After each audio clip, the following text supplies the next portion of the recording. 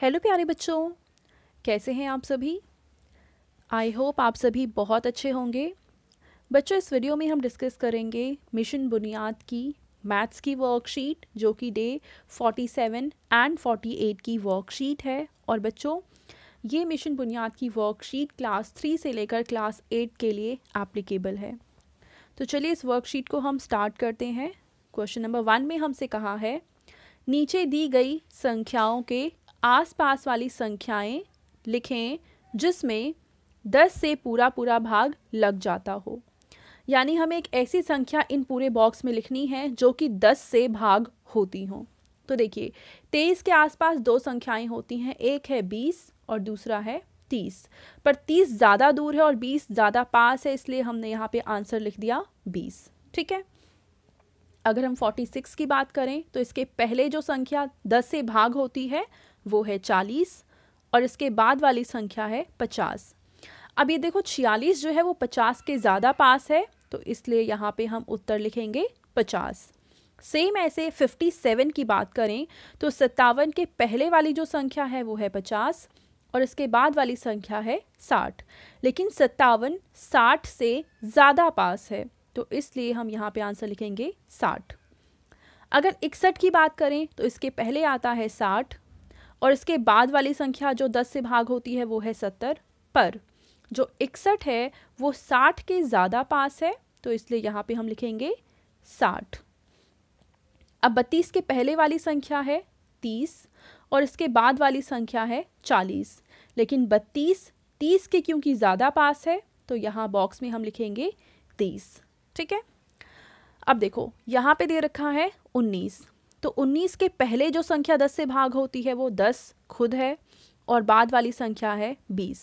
अब बताइए 19 किसके ज़्यादा पास है, 10 के या 20 के। तो 19 बच्चों 20 के ज़्यादा पास है, इसलिए बॉक्स में हम लिखेंगे 20। सेम 28 के पास दो संख्याएं आएंगी 20 और 30, पर क्योंकि 28 30 के ज़्यादा पास है, तो यहाँ पे हम उत्तर लिखेंगे 30। अब बात करें 49 की, तो इसके पहले जो संख्या है वो है 40 और इसके बाद जो संख्या है वो है 50। तो 49 के पास वाली संख्या 50 है, तो इसलिए हम यहाँ पे लिखेंगे 50। 52 की बात करें तो इसके पहले है 50 और इसके बाद है 60। अब क्योंकि 52 50 के ज़्यादा पास है, तो यहाँ पे हम संख्या लिखेंगे 50। अब अगर हम 69 की बात करें तो इसके पहले जो संख्या आती है वो है 60 और बाद वाली संख्या है 70।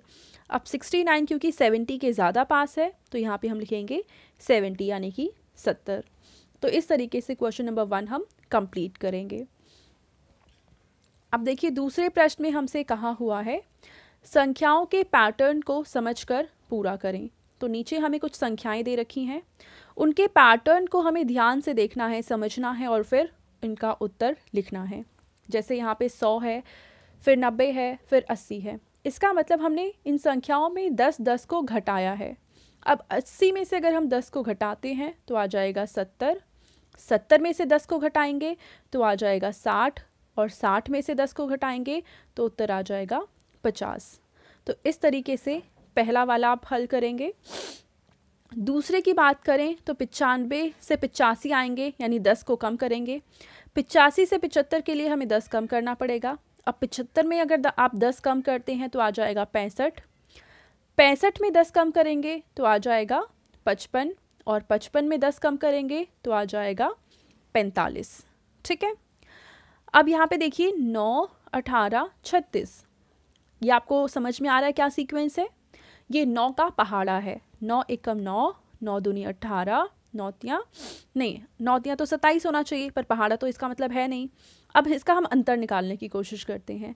9 और 18 के बीच में अगर हम घटाते हैं तो उत्तर आ जाएगा 9। इसका मतलब 9 को 2 से गुणा करेंगे तो 18 आ जाएगा, 18 को 2 से गुणा करेंगे तो 36 आ जाएगा। अगर 36 को हम 2 से गुणा करते हैं तो कितना आ जाएगा बच्चों, 36 को 2 से गुणा करने पे जो उत्तर आता है वो है 72। क्या आता है बच्चों, 72। अब अगर आप 72 को 2 से गुणा करेंगे तो कितना आ जाएगा, 72 को 2 से गुणा करने पे जो आंसर आएगा वो आ जाएगा 144। अब 144 को अगर आप 2 से गुणा करते हैं तो आंसर कितना आ जाएगा, ये आ जाएगा 288। 8। आप चाहें तो उसको गुणा करके देख भी सकते हैं, ठीक है।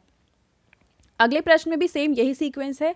5 का डबल करेंगे यानी 2 से गुणा करेंगे तो आ जाएगा 10, 10 को 2 से गुणा करेंगे आ जाएगा 20, 20 को 2 से गुणा करेंगे तो आ जाएगा 40, 40 को 2 से गुणा करेंगे तो आ जाएगा 80 और 80 को 2 से गुणा करेंगे तो आ जाएगा 160, ठीक है। और यही सीक्वेंस अगले वाले में भी लग रहा है। 12 को 2 से गुणा करेंगे आ जाएगा 24, 24 को 2 से गुणा करेंगे आ जाएगा 48। अब 48 को अगर हम 2 से गुणा करते हैं तो आ जाएगा बच्चों 96, 96 को 2 से गुणा करेंगे तो आ जाएगा 192 और अगर 192 को हम 2 से गुणा करते हैं तो आंसर आ जाएगा 384, ठीक है। तो इस तरीके से हम ये सारे पैटर्न कंप्लीट करेंगे। अब तीसरे प्रश्न में हमें कह रखा है कि नीचे जो ये आकृतियाँ दे रखी हैं इनका आपको नाम लिखना है। तो जो पहली आकृति है इसको हम, बहुत से लोग इसको गोला बोलते हैं पर ये गोला नहीं है, इसका नाम है वृत्त, ठीक है। दूसरा ये जो आकृति है इसका नाम है शंकु, जैसे कि आपकी आइसक्रीम, कोन वाली आइसक्रीम आती है तो कोन को हिंदी में शंकु बोलते हैं। और तीसरा ये है सिलेंडर, यानी हिंदी में इसको बोलते हैं बेलन, ठीक है। और ये जो चौथी आकृति है इसको बोलते हैं घन, ठीक है। तो इस तरीके से हमने देखा तीसरा प्रश्न भी हमारा हल हो गया। चौथे प्रश्न में हमें कह रखा है कि नीचे 2 आकृतियां दे रखी हैं, इन आकृतियों की 4-4 भुजाएं हैं, तो चारों भुजाओं का जोड़ आपको निकालना है। इसका मतलब इसका परिमाप निकालना है। चारों भुजाओं का जोड़ का मतलब होता है परिमाप। अब देखिए पहली आकृति में ये भुजा 5 सेंटीमीटर है तो ये भुजा भी 5 सेंटीमीटर होगी, ये भुजा 10 सेंटीमीटर है तो ये भुजा भी 10 सेंटीमीटर होगी। अब चारों को हमें जोड़ना है। 5 जमा में 10 आता है 15, 15 जमा में 5 होता है 20, 20 जमा में 10 होता है, कितना होता है बच्चों? ये हो जाता है 30। यानी पहली वाली आकृति का जो आंसर है वो है 30 सेंटीमीटर, ठीक है। अब दूसरी आकृति की बात करें तो ये भुजा है 8, तो इसकी चारों भुजाएं ये भी और ये भी सारी 8 सेंटीमीटर हैं, तो इनको जोड़ लेते हैं। 8 जमा में 8 आ जाएगा 16, 16 जमा में 8 आ जाएगा 24 और 24 जमा में 8 आ जाएगा 32, तो आंसर आ जाएगा 32 सेंटीमीटर। तो चौथा प्रश्न भी हल हो गया। चलिए आगे देखते हैं। पांचवें प्रश्न में हमसे कहा हुआ है 4 अंडे की कीमत 20 रुपये है, तो बताइए एक अंडे की कीमत क्या होगी। तो बच्चों देखो, बड़ी संख्या से हमें छोटी संख्या की तरफ आना है, तो इसका मतलब हम क्या करेंगे? गुणा करेंगे या भाग करेंगे? हमेशा जब हम छोटी संख्या की तरफ आते हैं तो भाग करते हैं। तो 4 को बाहर लिखेंगे, 20 को अंदर लिखेंगे और भाग करना शुरू करेंगे। 4 को 5 से गुणा करते हैं तो 20 आ जाता है, तो आंसर आ जाएगा 5 रुपये।